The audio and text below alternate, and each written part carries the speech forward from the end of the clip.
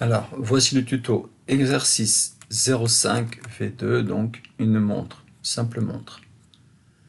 Donc, j'ai déjà ouvert mon dessin dans AutoCAD. Je clique et je glisse directement l'exercice 5 dans AutoCAD. Je vais zoomer un peu. J'ai l'habitude de toujours mettre au point 0,0. 0,0. Entrée. Ensuite, il me demande, si vous regardez bien ici en bas, le facteur d'échelle. On ne le connaît pas. Donc pour l'instant, je valide. Ensuite, il demande un angle de rotation. Je valide simplement. Voilà. Je zoome tout en double-cliquant sur la molette. Voilà. J'ai la montre ici. Donc c'est une simple image, hein, PNG, JPEG. Première chose, je commence par la découper un peu, car elle est un peu grande. Donc je vais créer un contour.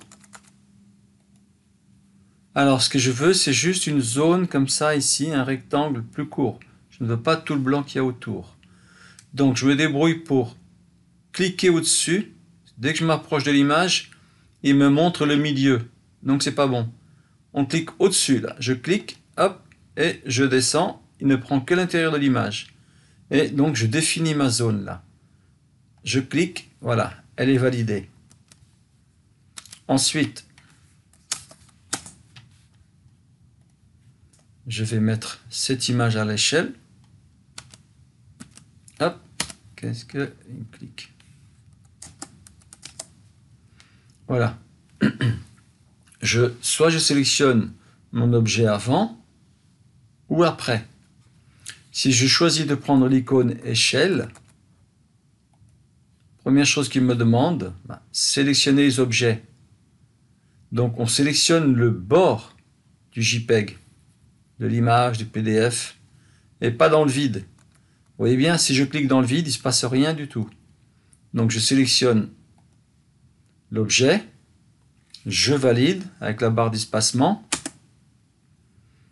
Ensuite, il me demande ici en bas, spécifier le point de base, comme on peut le voir au bout du curseur. Allez, pour l'exemple, je vais commencer ici en bas à gauche, peu importe où c'est. Surtout, je bouge le curseur pour voir si cela fonctionne. Et en bas, j'ai des options. Échelle, spécifier le facteur d'échelle ou copier aux références. Bien moi, je veux la référence. Donc je clique dessus, je tape la lettre R et je valide. R. Et là, il me demande la première chose, spécifier la longueur de référence. Donc il faut un point A et un point B. Je choisis ma longueur la plus longue, c'est-à-dire ici. Là, je monte jusqu'au bout du 50 et je clique. Et là, il me demande, si vous voyez en bas, spécifier la nouvelle longueur. Donc j'ai choisi le 50, je tape 50. Hop, voilà, il est parti là, je zoome tout, voilà. Ensuite, je vais partager mon écran en deux, comme si j'avais la feuille de papier à côté de moi. Pour ça, je vais taper le raccourci fenêtre, FE, je valide, et je vais me prendre deux verticales. Je fais OK, je zoome tout, je vais même réduire un peu, je vois que j'ai de la place, hop, ça me suffit. Maintenant ici avec le pan, donc en appuyant sur la molette, je le dégage sur le côté, je le cache. Première chose à faire, je vais faire deux axes principaux. Une droite, DO, droite infinie, hein. Pas de trait, pas de ligne, une droite. Et dans les possibilités qu'il y a en bas ici, il me propose horizontale ou verticale. Soit je clique, soit je tape sur la lettre H pour horizontale et je valide. Là, pour l'instant, je vais le poser ici. Hein. Je valide pour finir. Je valide pour rappeler la commande droite, la dernière commande. Et là, je vais mettre V pour verticale. je la pose là, terminé. Je reviens sur mon calque 0. Voilà. Alors, je vais commencer à dessiner les deux cercles, le diamètre de 26. Donc C pour cercle. Je prends mon point de centre et je donne ma valeur. Attention, c'est un diamètre de 26. J'ai le droit de taper 26, mais par défaut, AutoCAD demande le rayon. J'ai juste à le diviser par 2. Hop, voilà. C'est un cercle que je viens de faire. Je rappelle avec la barre d'espacement ma dernière commande et je reprends mon centre. Et on y va pour le 32 divisé par 2. Voilà. J'ai mes deux cercles. Ensuite, dans cet exemple, dans cet exercice, j'ai ici des droites. Personnellement, je vais utiliser le décalé. Commande décalé, D, C. Je valide.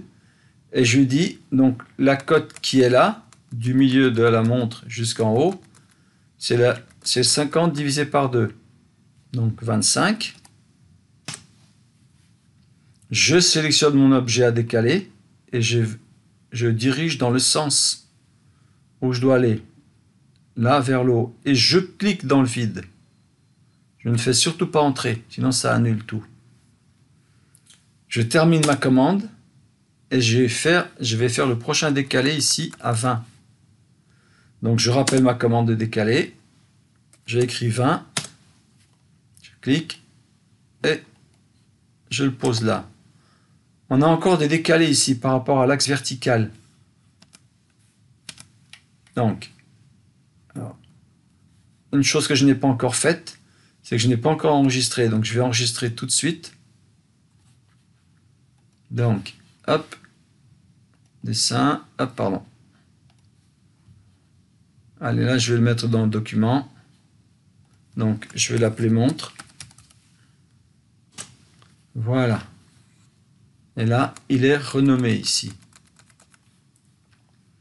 Là, donc, j'ai un 20 maximum de part et d'autre. Donc, décalé, DC, de 10. Une fois à gauche, une fois à droite. Je n'ai plus qu'à retracer mon rectangle. REC. De là à là. Je n'ai plus besoin des traits de construction. Donc, je supprime simplement. Et tous en une seule fois. Maintenant, on a une ligne qui va rejoindre les bords de ce rectangle et qui sera tangente au cercle. Je vais zoomer un peu. Alors, je prends la commande L, ligne. Je clique sur le bord et je m'approche du cercle. Il me propose la tangente car j'ai activé tout cela dans les fonctions auparavant. Les accrochages, paramètres d'accrochage. Je clique, hop, c'est parti. Je rappelle ma commande, avec la barre d'espacement. Clique, et hop, je m'approche de mon cercle, tangente, je le veux bien, hop, perdu. J'ai pas cliqué, j'ai validé avec la barre d'espacement.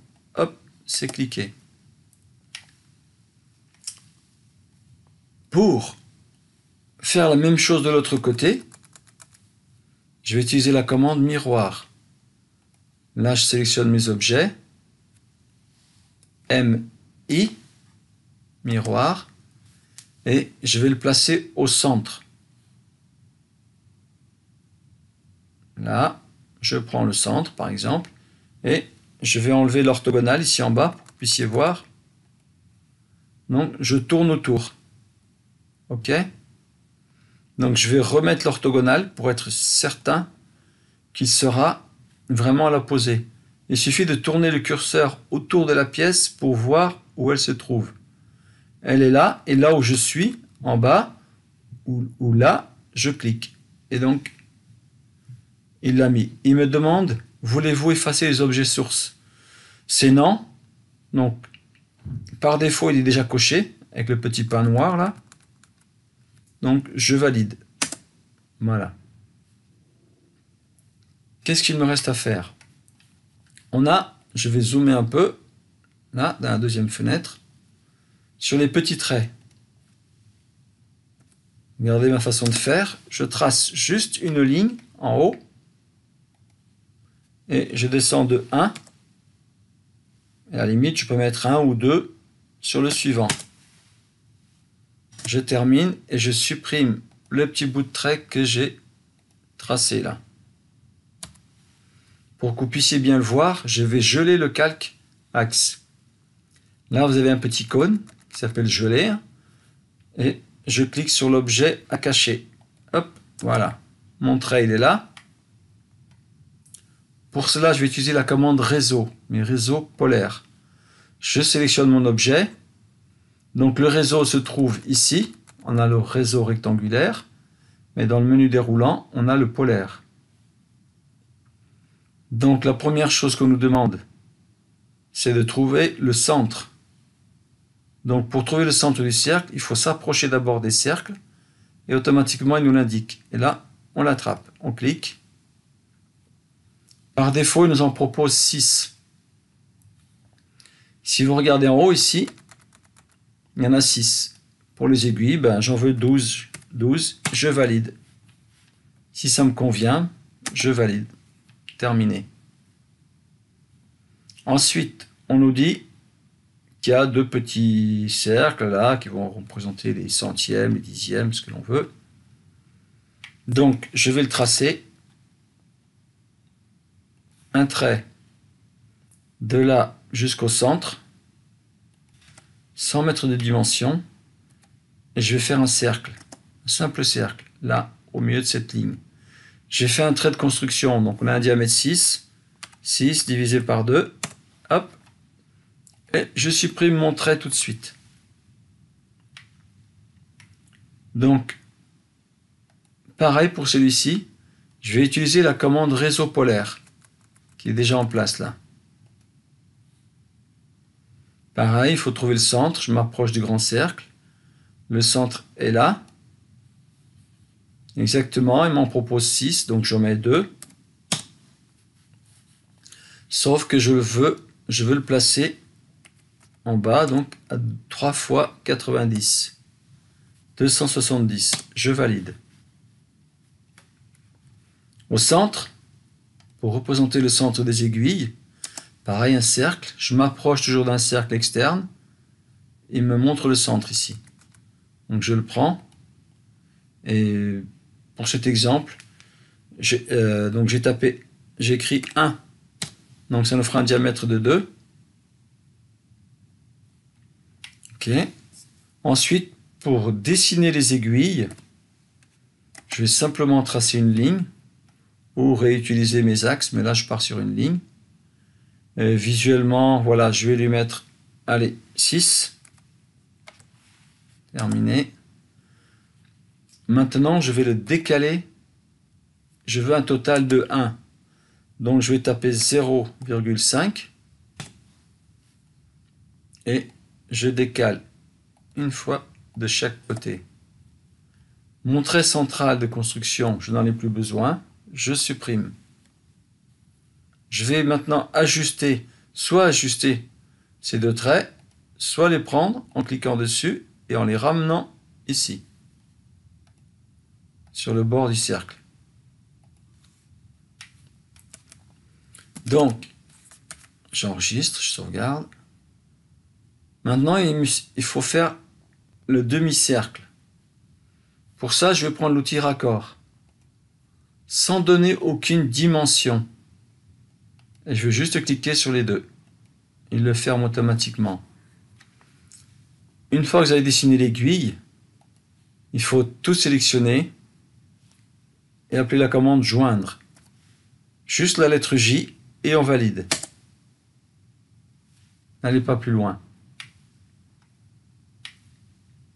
Alors, ensuite, on a la même aiguille, mais en plus grand.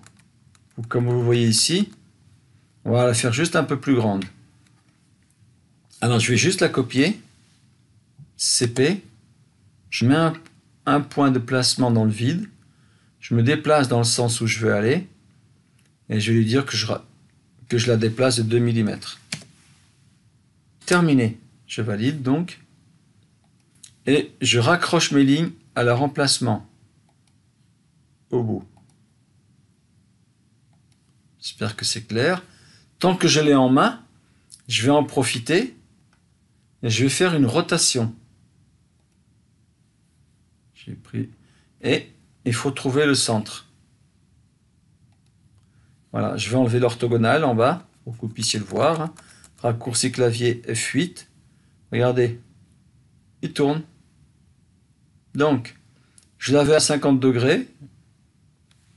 Je n'ai pas à viser, j'ai juste à écrire 50, la valeur que l'on veut. Hop, et il l'a mis en place. Ok. Donc nos deux aiguilles sont faites.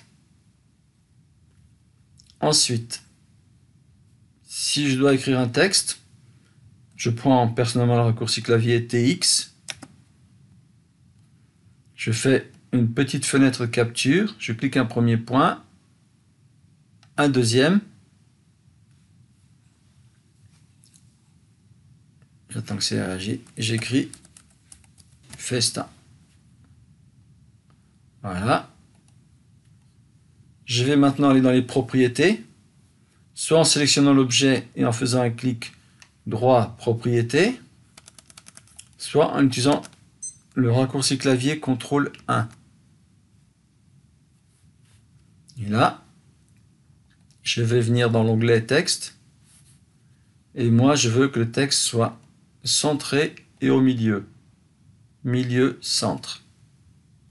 Voilà, comme ça je peux bien le centrer par rapport au centre de ma pièce. Hop. Ensuite, je n'ai plus qu'à le déplacer orthogonalement. Je le réactive en bas. Et voilà, je le monte à peu près par ici. Il y a 6,5. Allez, 6,5. Voilà. Rien ne vous empêche de mettre à 7, à 5. Voilà. J'ai mis au plus proche. Ensuite, il reste le remontoir. Je zoome. Je vais ramener mes traits d'axe. Je vais les dégeler. Hop. Donc on a une cote de 6. Je vais le décaler de 3 donc, de chaque côté. Ça.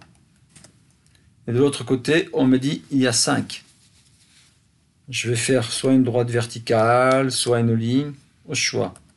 Je passe par la droite verticale que je mets au bord, sur le cadran, ici. Et donc je vais faire un décalé de 5, comme indiqué dans l'exercice. Et après, je rappelle ma commande de décaler, et je décale le 1, cette fois-ci, vers le côté intérieur, vers la montre. Hop.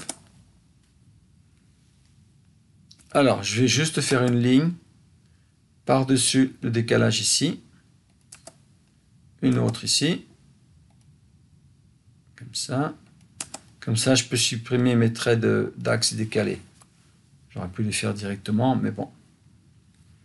Ensuite, ici, il y a un angle à 45 degrés, autrement dit, un chanfrein. Moi, j'appelle la commande chanfrein, CF. On ne clique pas, on va chercher ce qui nous intéresse en bas. Suivant les versions d'AutoCAD, là je suis sur la 2024, c'est distance. Avec les autres, ce sera écart. Donc soit vous cliquez dessus, soit vous écrivez DI, et pour écart, vous tapez E. Moi je suis dans DI, distance, et là il me demande la valeur. Donc c'est 1, je valide, il me propose le deuxième côté à 1, je valide. Je clique sur les deux lignes qui m'intéressent. Là, je rappelle ma commande, j'aurais pu utiliser multiples, mais je n'en ai que 2 à faire. Les autres traits ici, là, plus besoin. Et là, je vais en profiter pour l'ajuster. Agi, je supprime ce côté-là et l'extérieur. Ici, là, les deux traits ne touchent pas le cercle. On va utiliser la commande prolonger qui se trouve en dessous de la commande ajuster. Donc c'est prolongé, le raccourci c'est PR. Je viens, je clique sur mon objet et je vois qu'il va vers là-bas. Et je pourrais continuer si je clique. Mais là, hop, c'est celui-ci.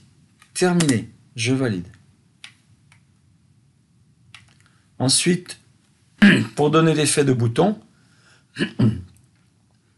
je vais faire un réseau. Réseau, et je le veux rectangulaire. Voilà. Par défaut, voilà, il nous en met 3 et 4. Je viens ici, dans le 4, en haut. Regardez bien, en haut. Je n'en veux qu'un. Tape. Dans l'autre colonne, ici où il y a les 3, bon, d'avance, je sais qu'il en faut 12. Je tape 12. Regardez où ça monte. Donc, là, ma longueur est trop haute, c'est-à-dire l'espacement entre. Donc, je sélectionne le 1 et je mets 0,5. Je valide, voyez. Et je n'ai plus qu'à valider, c'est fini. Par contre, maintenant, il faut ajuster tous ces petits bouts de trait qui dépassent. Donc, je vais le décomposer. Donc, l'outil décomposer, il est là, en haut. Je clique, je sélectionne mon objet, je valide. Voilà, il n'y a plus que des bouts de trait. Donc, je vais utiliser la commande. Hop, ça rame un peu, ça tourne. C'est l'enregistrement. Je prends l'outil ajuster. Ou agis. Hop, je clique. Ou je clique et je ne lâche pas. Et je fais attention pour ne pas déraper. Hop. Je viens, là il y en a une en dessous. Je clique, je choisis la ligne. Et hop, j'efface. Hop. Voilà. Il doit en rester une là. Allez, je clique. Je termine. Donc j'ai validé. Voilà. La montre est dessinée. Il n'y a plus qu'à coter correctement pour vérifier vos cotes. Je le laisse là pour l'instant.